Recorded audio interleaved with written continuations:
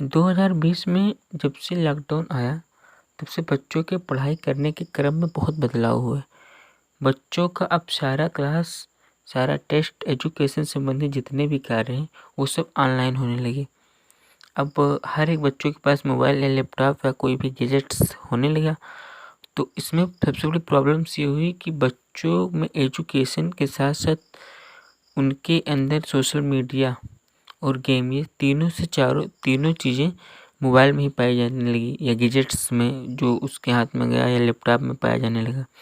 अब वो पेरेंट्स जो अपने बच्चों को इस सोशल मीडिया और गेम से दूर रखना चाहते थे, वो अपने बच्चों को कोशिश की हर कि सोशल मीडिया और गेम से दूर रखा जाए और एजुकेशन पोर्टल पर काम करें।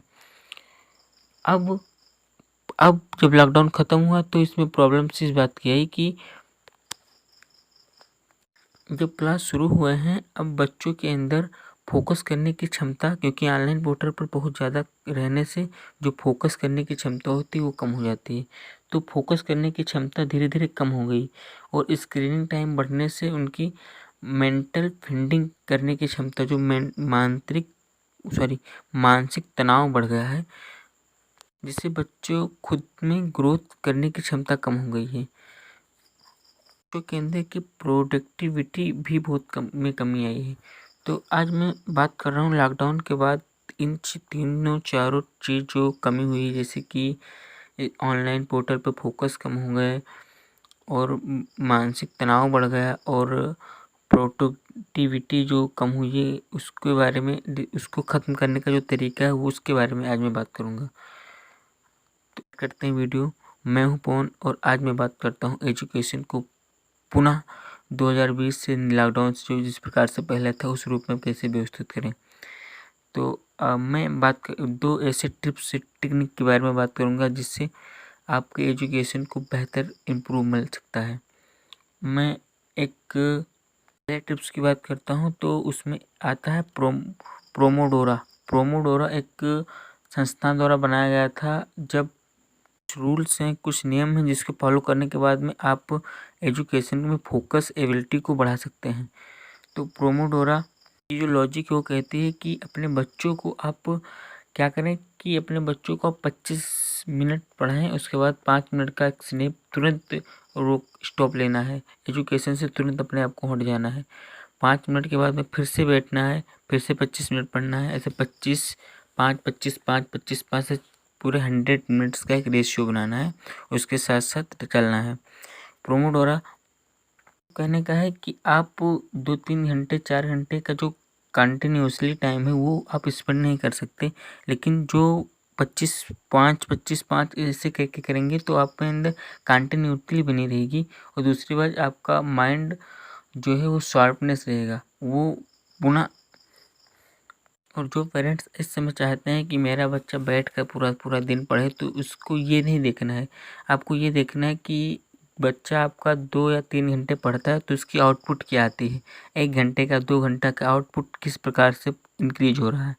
तो इसके लिए आपको प्रोमोडोरा का जो नियम है 25 मिनट पढ़ाई करना है, 5 मिनट, ऐसा नहीं कि 5 मिनट जाएँ कहीं थोड़ा बहुत रिवाइज कर लें, ऐसी बात नहीं। 5 मिनट अगर स्टॉप तो स्टॉप, उसके बाद फिर से पढ़ाई। इस पर हर पेरेंट्स और हर एक स्टूडेंट्स जो अपने आप को एजुअल मानते हैं उनको इस पर तैयारी करनी चाहिए।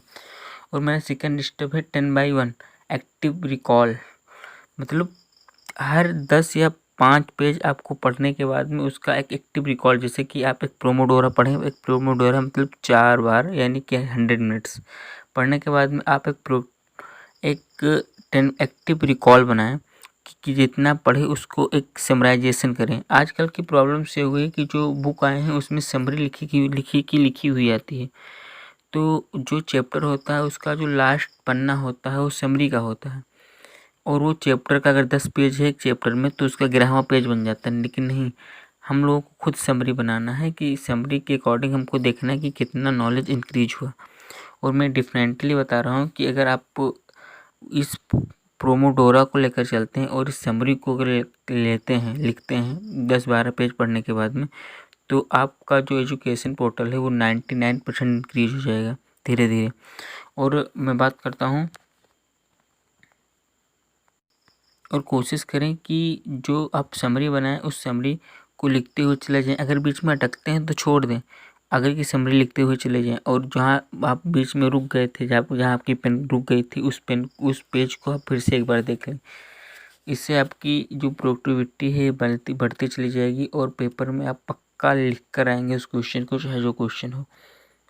आप ऑनलाइन सिस्टम पर काम कर रहे हैं, एजुकेशन कर रहे हैं, तो आप किसी ऐप लॉकर को इंस्टॉल कर लीजिए। प्ले स्टोर से बहुत सारे एप्लीकेशन हैं, और ऐप लॉकर जब इंस्टॉल कर लेंगे तो आपको एक परमिशन मांगता है उसमें कि आपको यूट्यूब इतने मिनट देखना है, आपको इंस्टाग्राम इतने मिनट देखना है, आपको मतलब इसके बाद आगे वो परमिशन ही नहीं देता है।